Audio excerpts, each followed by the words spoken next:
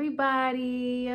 My name is Patience and I have a 2-year-old daughter named Paradise. Currently Paradise is at her dad's house. If you do want to see more vlogs with Paradise and I'm going to link one of these up top. We are going to start doing more videos and push out more videos of us together. Currently my daughter's at her dad's house right now. She usually goes over there every Friday. For you guys who aren't really familiar with my channel, I usually make day in the life of dental assisting vlogs.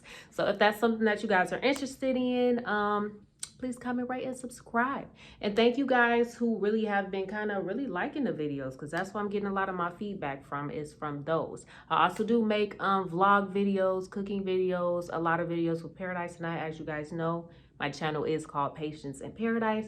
So there are going to be a lot more videos of my daughter and I. So I will be pushing those out. For those of you all who don't really know, I did just move in December of this year. And so a furnished house tour will be coming very soon. It's just taking me a little bit of time to still get everything together. But once I get that all together, I'll go ahead and push that video out for you guys. And so in today's video, it's just going to be pretty much a Q&A, because a lot of you guys have really been liking these videos about dental assisting. You guys have had like a lot of questions, and so I just want to make sure that I'm answering all you guys' questions. If there's anything in this video that I feel like you guys feel like I haven't covered, please leave in the comment section below. Ask as many questions as you want. If there's more topics that you guys want me to dive into, or if I touch on a certain subject and you guys want me to go further in detail about it, please let me know in the comments below. All right. So if you guys kind of see me looking down, I am looking at my laptop because I did kind of type out a couple things that I kind of want to touch on with this video. And so I'm going to start with a couple things.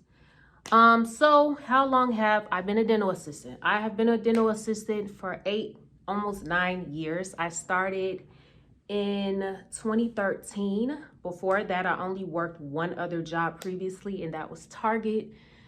Please leave a like in the comment section if you guys have ever worked at Target. Everybody knows if you work at Target, you work everywhere in Target. They throw you everywhere. And so I was working there for 2 years. I got sick of working there. My friend that was actually working there with me, she was going to school to be a dental assistant. And so I was like, that kind of seems like it's interesting. And so I went ahead and took the class and did the same thing with her, and I graduated. How my schooling went as far as dental assisting, I did pay tuition. For all of you guys who are able to get into dental without having to pay tuition, without having to go to school, please do so. Please do that, because I wish I would have went that route.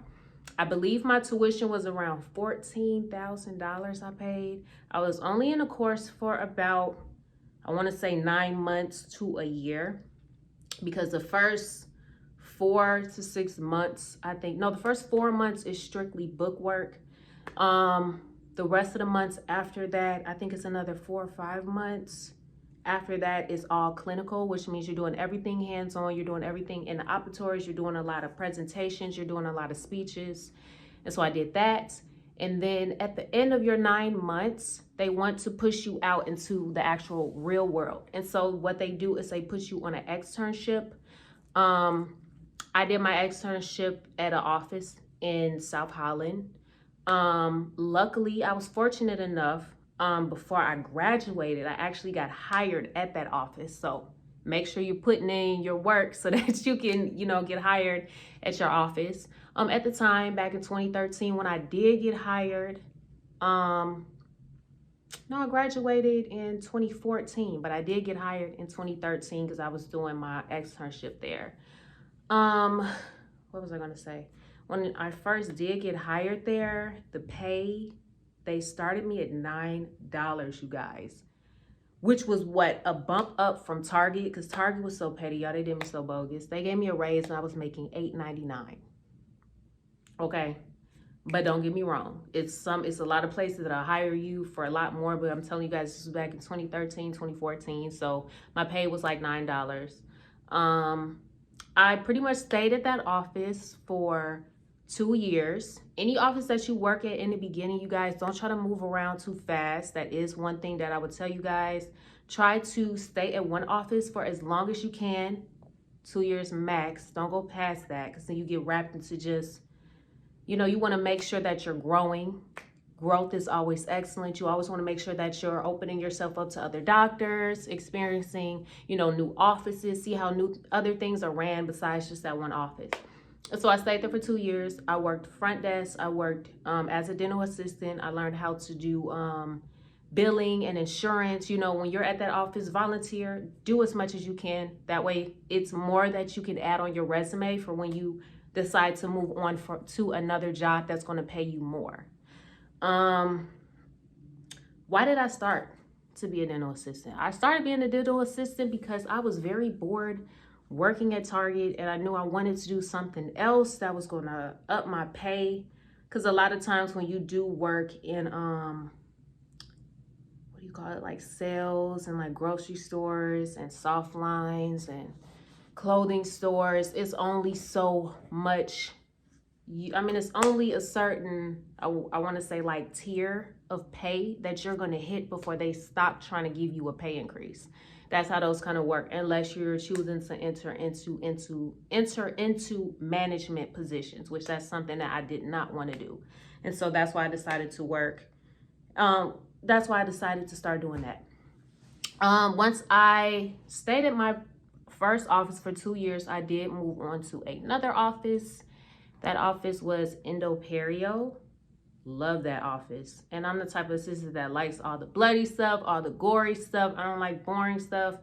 Not saying that fillings and crowns are boring, but that's more like basic stuff. I like the gross stuff like implants, extractions, anything that has to do with gum disease, tissue grafts, all that good stuff. That's the type of stuff that I like.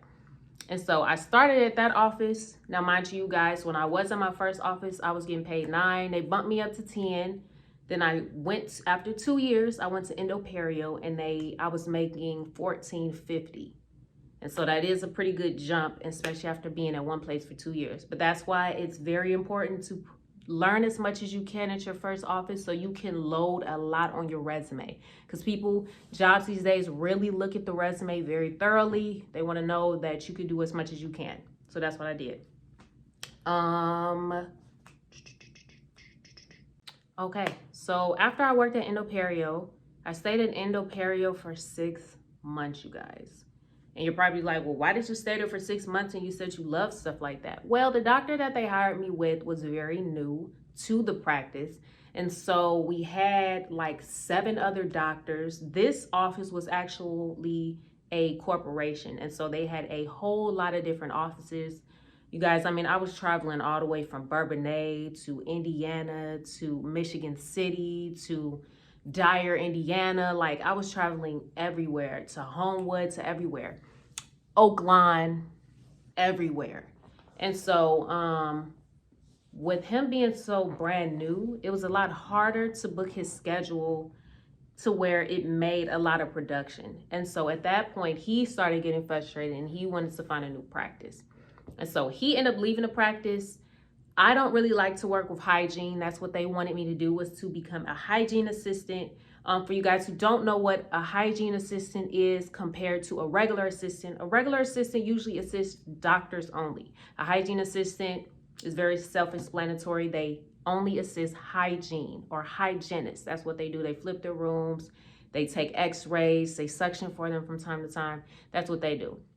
And so I wasn't really interested in doing that type of thing. I like the stuff, like I said, that's more interesting, more bloody, more gory, all that type of stuff. And so once he left the practice, I decided to leave too because I didn't want to do that. And so the next job, now mind you, I was getting $14.50 at this job. The next job, after 6 months, I moved to downtown. Now my downtown office, my starting pay was $18. Now I'm telling you, this bumps up pretty fast. It's just like, that's why I say learn as much as you can. And best believe I loaded as much as I could on my resume out of those 6 months. And so boom, when I went to my other job that I was working with downtown, $18 an hour. And mind you, anytime you're working a job that's in a popular city, especially Chicago, you can definitely up your pay a lot higher because they pay a lot more because they're producing a whole lot more than maybe a regular office, and like, especially a private office, they're pushing out a lot more production. If you guys aren't familiar with the terms private office and corporations, or what do you call it? Corporate offices. Corporate offices are multi-offices. It's basically one chain of offices and they have multiple locations. Private practices or private offices is usually owned by one owner and they only work at one office and they don't have multiple offices. That's what that is. So if you're looking to work somewhere, and don't get me wrong, a lot of private offices do pay well, but a lot of corporate offices pay a lot better because there's more offices, there's more production, so they're producing a whole lot more money, they're hiring a lot more people, so pay really isn't an issue with them. And so I worked at that office for 2 years, and that office, very nice bonuses, everything. And so I'm not going to really touch too much into that anymore. I hope you guys do, if you guys do want to hear more about it, please let me know. But I'm going to touch into some other topics. So I know that you guys have heard in order to be a dental assistant, you do have to have an x-ray license. In certain states you do. Because compared to here, because I stay in Illinois, it's not a requirement for me to have an x-ray license. But if I were to work in Indiana, then yes, it is required for me to have an x-ray license. Now, some offices, because you've had a lot of experience, they will let something slide as far as like you having an x-ray license. I'm pretty sure if you've been in the field for a long time, they're not going to ask you for that. But being a fresh assistant, they definitely will ask you for that, depending on your state. So no, I do not have an x-ray license, and I've been an assistant for over 10 years. I just don't feel like I need it because I'm not really going to work anywhere where I really need it. So I'm good. The other certifications that you do need would be your coronal polishing certification. A lot of times, if you're working with hygiene, that is a requirement because after hygienists do their cleanings, you as an assistant are required to do the polishing part. That is what the coronal polishing is. A lot of times when you work for an office, like a corporate office, which is really good, a corporation, they are willing to pay for your schooling. So you don't have to really worry about paying for that out of pocket as you might have to for a private office if they even ask you to do that. But that's another thing that you can add on your resume and that you didn't have to pay for. And then also what comes along with that is if you get the training for coronal polishing, they also certify you to place sealants. Sealants are, if you guys aren't familiar, it's like a precaution, I guess you can say, to help you not get cavities, especially for kids. So that's what we place on kids' teeth prior to them needing a filling so that they won't need a filling. It's pretty much a preventative mechanism that we use so that kids don't have to get fillings in the future. And so we place sealants, which we are certified to do that as long as you get the certification. And that's really great for a lot of offices that you work for because a lot of busy offices with a lot of doctors that's producing a lot of money, they're not going to want to waste their time placing sealants. So they're definitely going to appreciate an assistant that can actually place sealants. And then that's another reason why you can ask for higher pay because, hey, I can do something that your other assistants can't really do. Other reasons why you could bump your pay up. Another thing is you definitely have to be certified in CPR. I know you guys are probably familiar with a lot of medical people. They, like doctors and, hospitals and stuff like that. They're really familiar with CPR. You have to too because there are a lot of risk that could happen and you have to make sure that you are able to do that too. I have tons of stories. I'm gonna dip into another thing where I jump into story time of dental assistants, so I hope y'all like that. But it gets crazy. So how that works is usually, I think every year your office will usually have a meeting where you guys get together and you all practice CPR. Once you guys finish the class, everybody usually passes, and then they'll send you your CPR card in the mail. And so you just keep it with you. That way you just have it just in case. What is it like working with doctors? So you guys, doctors are crazy. Not in a bad way, but geez, they are OCD. They're over the top. They're very demanding. A lot of them are funny. A lot of them are jittery. They are, because you got to think about it. When you're working with doctors, you're working with a whole different type of person. Like these people are in control of people's lives for the most part. So they have to be a little a little bit crazy. You are gonna run into doctors that are super nice. Some are like super OCD. Some are like super nice. I think I said that. Yeah, they're super nice. You will find the ones that are like, I mean, you will have your angry ones because I've heard a lot of assistants that I've worked with, they've had things thrown at them. They've had doctors curse them out in front of patients. And I'm not saying that this is right, because it definitely isn't. But I mean, you got some crazy doctors out there. I mean, I'm gonna get into it with the stories, you guys, for sure. Okay, but that touches into my next topic. Dental assisting is not easy. It can be easy after you get the flow and you feel very comfortable in what you're doing, which takes a little bit of time. It doesn't come like this. But you definitely have to have a strong exterior for it, because I've seen a lot of assistants cry. I've seen a lot of assistants break down. I've seen a lot of assistants walk out. I've seen a lot of assistants curse doctors out, which sometimes I don't even blame them. If I was in that predicament, and they would be getting it too. But you definitely have to have a tough exterior. Not only that, a lot of assistants, not I don't want to say it like that, but majority are female. There definitely are male assistants, 100%. But being that it's so many women in one place at one time, anybody knows it's going to be a lot of tension. A lot of doctors have their favorite assistants, and so you will find competition. You will have assistants that are jealous of you. You will have assistants that try to sabotage what you're doing. You will have assistants that try to tattletale on you.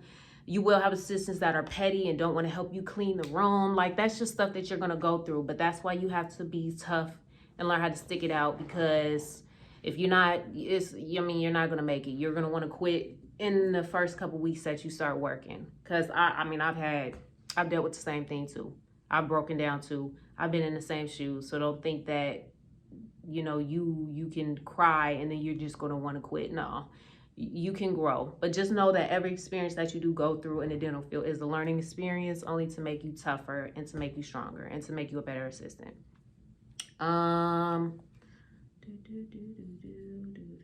Okay, have I ever thought of being a hygienist? Yes, I definitely have. Hygienists definitely make way more than assistants. A lot of hygienists that I've talked to, like, Jesus, their pay is like, oh God, like $40 and up an hour.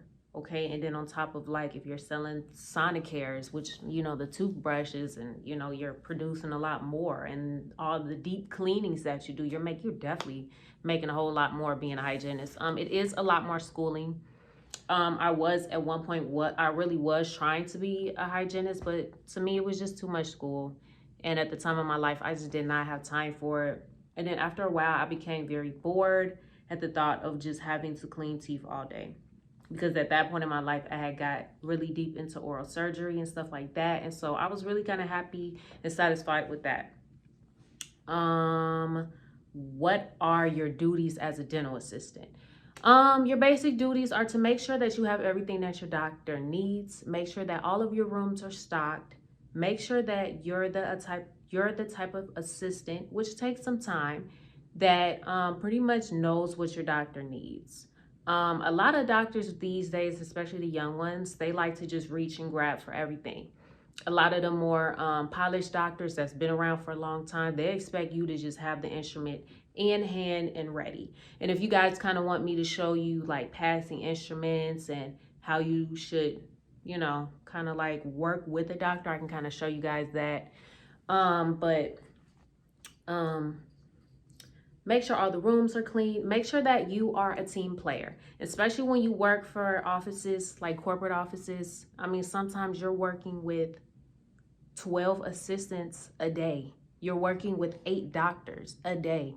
You're seeing over 200 patients a day. Like, dental offices can get very busy, and a lot of people make the mistake of thinking, oh my God, it's just a dental office, how come I'm waiting for so long, opposed to like a regular doctor's office. A lot of people anticipate that you are going to wait.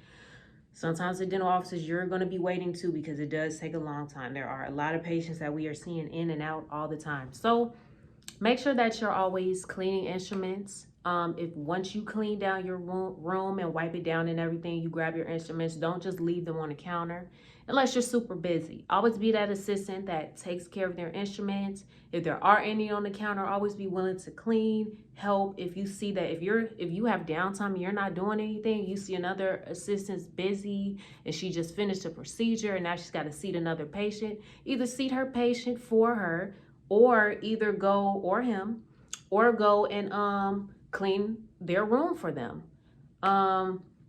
Set up for the next procedure for the doctors that's coming, that's for the patient that's coming in next.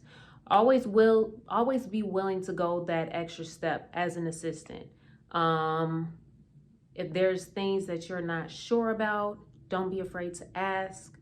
Another good thing is always try to be a leader when it comes to assisting, because a lot of times assistants are in and out of offices very fast. It's like rare. It's almost gold to find assistants that like are in companies for a very long time. And let me tell you, assistants age ranges range anywhere from 18 all the way up until their 50s, 60s. Assistants, if you work for the right company, some assistants are around for a very long time. And so just always be willing to help. Always make sure that you're on top of your game. Make sure that when you're in a room with a doctor, make sure you have everything. The top thing that doctors do not like, you guys, I'm telling you, and you will hear it no matter how perfect an assistant you are, because everybody makes mistakes. Doctors hate when you have to leave the room in the middle of a procedure to go and grab instruments or go and grab something that you didn't grab prior to. Doctors hate that. Now, if it's a different story, that if you're working with a doctor and he asks for something that you don't normally have, which 9 times out of 10, being a great assistant, you should always prep as just in case. Like, I feel like Doc might grab this today, or I feel like he might do it this way. That doesn't always happen. So sometimes if a doc does ask for something that you guys normally don't have, he's not gonna have a problem with that, or she's not gonna have a problem with that. But if it's something that's repetitive, like a filling on the lower teeth, like, it's always gonna be the same. Fillings are usually always the same. You're always gonna be grabbing the same stuff. So if you have to get up to go grab a bite block, which you know you need a bite block for every procedure, oh, the doctor is gonna be pissed off. You do not wanna leave the room.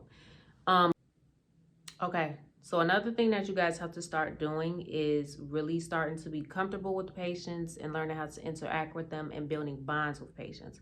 A lot of the times when patients come to a dental office, they are very scared. They're very timid. They're very jittery. They're very, I want to take a volume before I have this appointment type of thing. So you have to learn how to talk to patients. You have to learn the right terminology to use with patients to make them feel comfortable. And you also have to learn how to present treatment plans for patients.